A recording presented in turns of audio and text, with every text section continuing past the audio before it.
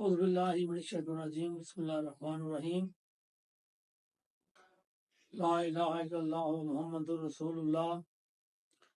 صلی اللہ علیہ حبیبہ محمد وآلہ وسلم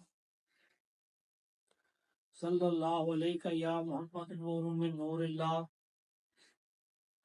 صلی اللہ علیہ حبیبہ محمد وآلہ وسلم۔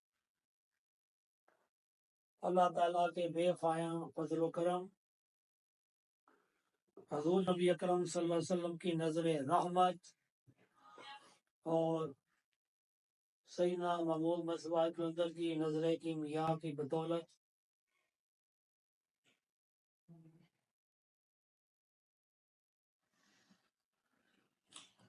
رمضان المبارک ہم گزار رہے ہیں،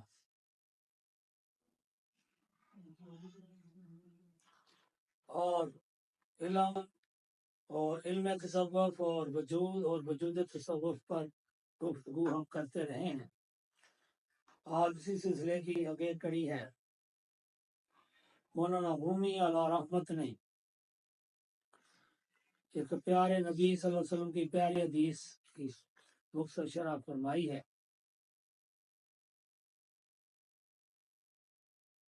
جو اللہ کے ساتھ بیٹھنے کا ارادہ کرے وہ اہل تصوف کے ساتھ بیٹھے۔ یعنی کہ جو بندہ چاہے کہ میں اللہ کے پاس بیٹھوں، وہ کسی اہل تصوف یعنی راہ تصوف پر چل کر جس شخصیت کا وجود تصوف بن چکا ہو، یعنی اس کے قلم میں اللہ ظاہر ہو چکا ہو، اس نے توحید کا عملی تجربہ کر لیا ہو اور اس کا باطن روشن ہو چکا ہو، وہ مومن بن چکا ہو۔ اور یہ سارا حوالہ ہم حدیث جبریل کا اس میں دے رہے ہیں کہ جو حضرت حارث سے انہوں نے توحید حاصل کر لی، اور جب آقا نامدار نے پوچھا ان سے تو انہوں نے فرمایا، عرض کیا، یا رسول اللہ، میں دنیا سے بیزار ہو چکا ہوں، جنت دیکھتا ہوں، جنت کے باسیوں کو دیکھتا ہوں، جنت میں جو گفتگو ہوتی ہے وہ دیکھتا ہوں، دوزخ دیکھتا ہوں، اور دوزخ میں جو جل رہے ہیں، جو باتیں کر رہے ہیں وہ سنتا تھا، لیکن آج میں نے اپنے دل میں اللہ کا دیدار کر لیا ہے، مجھے دیدار خدا ہو گیا۔ تو حضور پاک نے فرمایا تو صاحب تصوف ہو گیا، یعنی عارف باللہ ہو گیا ہے، ولی کامل ہو گیا۔ یہ حدیث مولانا رومی نے اپنی مثنوی میں بیان کی ہے۔ جو اللہ کے ساتھ بیٹھنا چاہے وہ وجود تصوف کے پاس بیٹھے، ایسا بندہ جس کا وجود تصوف بن چکا ہے، جیسے مخدوم محمد مصطفیٰ ہے، تو جو ان کے پاس بیٹھے گا وہ اللہ کے پاس بیٹھے، وجہ کہ ان کے قلم میں اللہ ظاہر ہو چکا ہے، اللہ کا نور بھی ہے، ذات کی بھی تجلی ہے، اور ان کا قلم روشن اور منور ہو چکا ہے، اللہ کا عرش بن چکا ہے۔ اب ہم ان کے اللہ کے پاس بیٹھنا چاہیں، توحید حاصل کرنا چاہیں، تو مولانا رومی نے رسول پاک کا بیان ہمیں پڑھ کر سنا دیا، اپنی کتاب میں لکھ دیا کہ وہ وجود تصوف یعنی بندے کے پاس بیٹھے۔ وہ کہتے ہیں اردو ترجمہ شعر کا، سیل دریا ملا آسن ہوا، دانا کھیتی میں گرا خرمن ہوا۔ وہ فرما رہے ہیں کہ کوئی پانی کا ریلا جو گلیوں سے اور نالیوں سے نکلتا ہے، بارش ہوتی ہے، تھوڑا سا پانی ہوتا ہے، جب وہ دریا میں گرتا ہے اور دریا آگے سمندر میں گرتا ہے تو وہ ریلا نہیں کہلاتا، وہ دریا اور سمندر ہی کہلاتا۔ اسی طرح جب بندہ اپنے نفس ہمارا کو کچل دیتا ہے، اپنے قلم کو زندہ کر دیتا ہے اور کسی مرد کامل کا ہو جاتا ہے اور وہ اللہ کو ہو چکا ہوتا ہے، تو پھر وہ بندہ عام بندہ نہیں رہتا، بندہ ایک خاص بن جاتا ہے، کیونکہ وہ اللہ کے پاس بیٹھتا ہے۔ جو اللہ کے پاس بیٹھتا ہے پھر وہ دنیا سے ممتاز ہو جاتا ہے، اسے اللہ کے بیٹھنے کی تاثیر ملتی ہے، اس کے دل میں 360 بت جلتے ہیں، نفس امارہ جلتا ہے، اور نفس امارہ جلنے کے بعد قلب میں نورانی پہ پیدا ہوتی ہے، اور اللہ کا نور بندہ پھر اس بندے کے نور سے دیکھتا ہے، تو پھر وہ بندہ بندہ نہیں رہتا، وہ بندہ ایک مومن بن جاتا۔ نان کو آدم سے جب نسبت ہوئی بن گئی پس مردگی بھی زندگی، موم و ازم آگ پر ہو کر فدا، بے ضیا تھے اب ہیں سراپا ضیا۔ وہ کہتے ہیں کہ جب موم بتی کا موم جلتا ہے تو وہ روشنی دیتا ہے، اور وہ سارا موم جل جاتا ہے تو پھر وہ روشنی دیتا رہتا ہے، اور پھر وہ جب موم ختم ہو جاتا ہے تو پھر بھی کافی دیر دو چراغ ملتا رہتا ہے۔ اسی طرح جو بندہ کسی کامل رہنما وجود تصوف کے پاس جاتا ہے، اس کے پاس بیٹھتا ہے، اس سے روشنی لیتا ہے، اور اپنے قلب پر محنت کرتا ہے، قلب کو اللہ کے ذکر سے، اس میں اللہ ذات سے روشن کرنے کی کوشش کرتا ہے، اور نفس امارہ کو ختم کرتا ہے، تو اس کے دل میں اللہ کے نور کی ایسی شمع اٹھتی ہے، اور جو نفس امارہ پگھل جاتا ہے، اور پگھل کے وہ ختم ہو جاتا ہے، اور اللہ کے محبت کا، اللہ کے نور کا ایک ایسا چراغ اس کے دل میں جلتا ہے کہ پھر وہ اس چراغ کی روشنی میں سے اپنے وجود میں جانتا ہے، تو وہ کہتا ہے میں نیواں میرا مرشد اچا، میں اچیاں دے سنگ لائی جیوے، یعنی کہ وہ سمجھ جاتا ہے کہ میں کچھ نہیں تھا، دراصل وہ میرے شیخ ہی تھے، وہ میرا رہنمائی تھا، جس کے دل میں اللہ کا نور تھا، تو اللہ کے نور کا چراغ تھا، اس چراغ سے میں نے اپنا چراغ جلایا، تو موم بتی کی طرح میرا نفس پگھل گیا، ختم ہو گیا، اور ایسا دیا جلا کہ پھر وہ مرتے تک جلتا ہی رہا، اور توحید کا میں مزہ چکھتا ہی رہا، اور لوگ مجھ سے آ کر توحید کا فیض پاتے ہی۔ سرما بن کے سنگ آنکھوں میں سجا، پاس باں پتھر بنا ہے نور کا۔ سرما ایک پتھر ہوتا ہے، لیکن جب وہ گھستا ہے، اس کو رگڑا جاتا ہے، گھر میں اسے پیسا جاتا ہے، تو گھر کی رگڑ کے ساتھ اس کی رڑک ختم ہوتی ہے،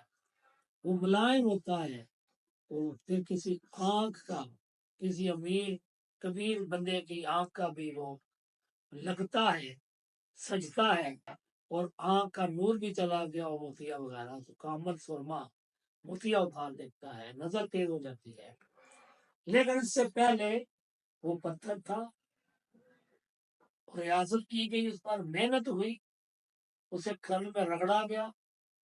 کشتہ بنایا گیا، پھر وہ کشتہ ہو کر اس کی رڑک ختم ہوگی،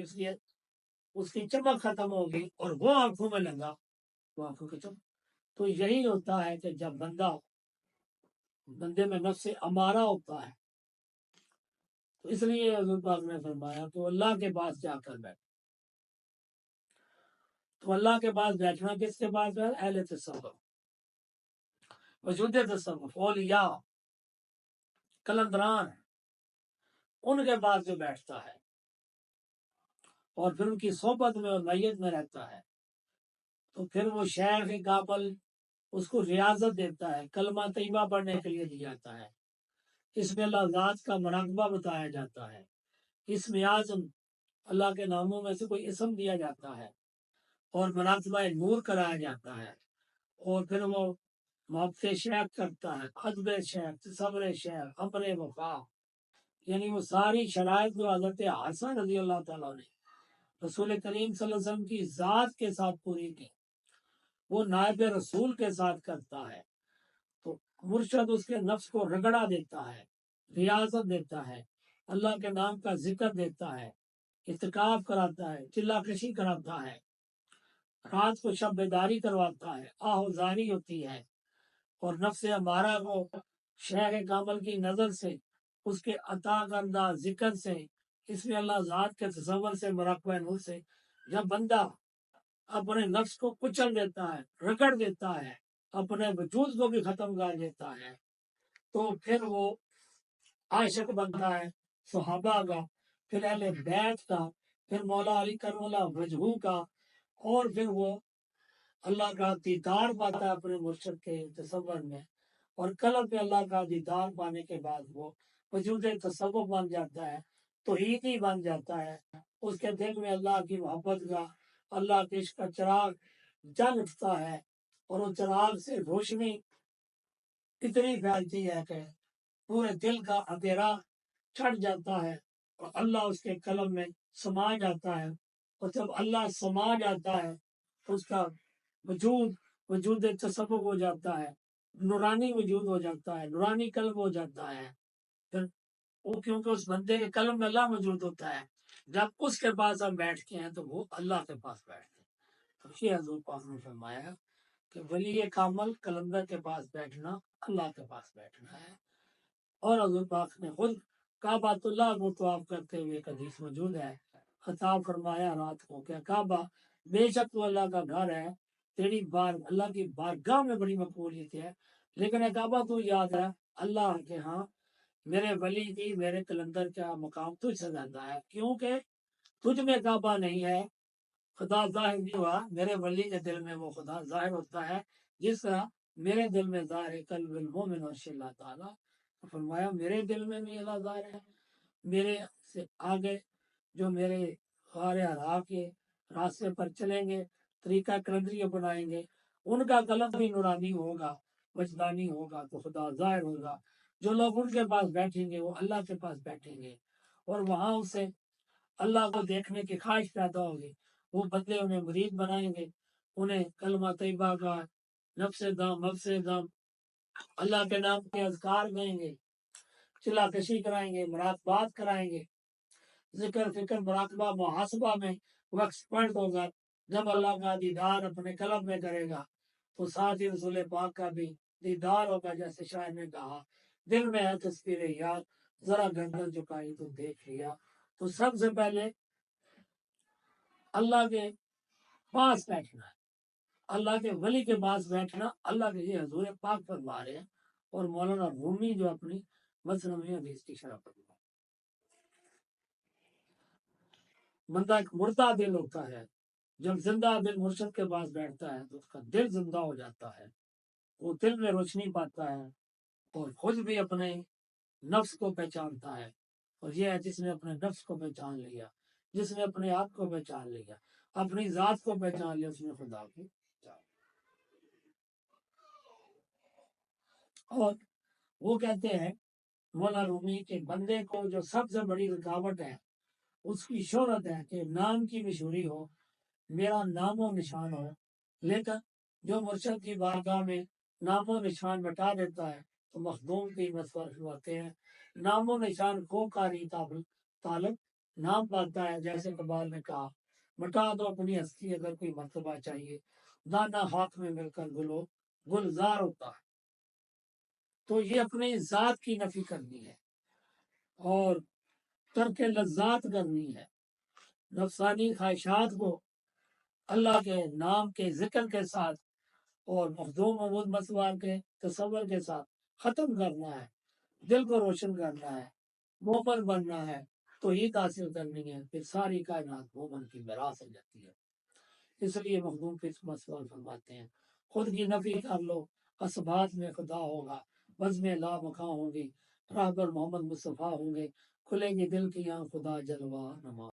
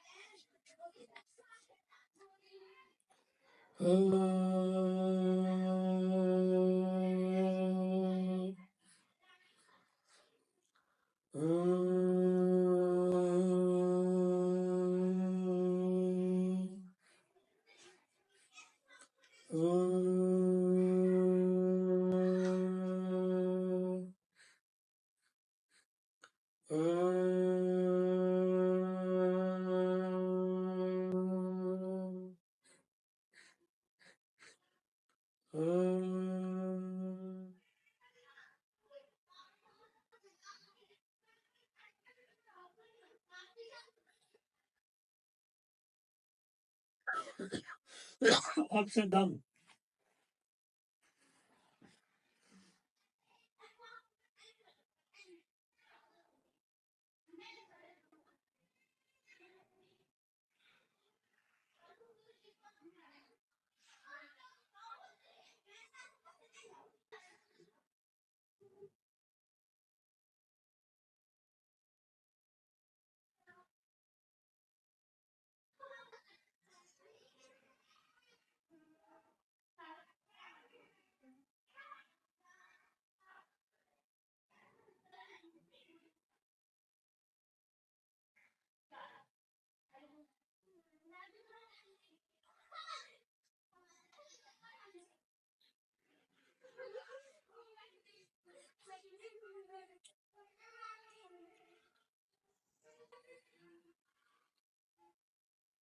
یا اللہ یا رحمان یا رحیم یا حی یا قیوم یا اللہ اس محفل کو اپنی بارگاہ منظور و مقبول فرما، حضور پر نور صلی اللہ علیہ وسلم کی بارگاہ میں پیش قبول فرما،